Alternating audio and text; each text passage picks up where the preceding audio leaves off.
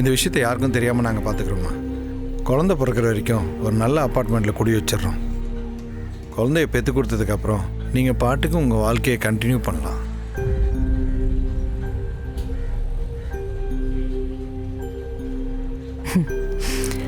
முதல்ல இந்த விஷயத்துக்கு டாக்டர் கல்யாணமாகி குழந்தை பெற்றவங்கள தான் ரெடி பண்ண சொன்னார்.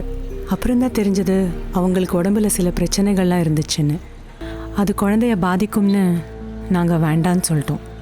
வேறு பொண்ணு வேணும்னு கோவிந்தன்ட்ட கேட்டோம். அவர் தான் உன்னை பற்றி சொன்னார்.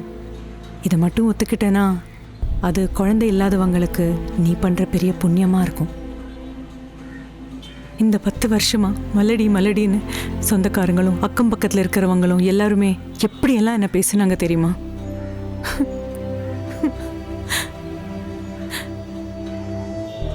இந்த 10 லட்சம் மட்டும் இல்லைம்மா, உனக்கு எவ்வளோ பணம் வேணும்னு சொல்லு, நான் தரேன். ஒரு 10 மாதம் வேலையில் இருக்கிற மாதிரி நினச்சிக்க.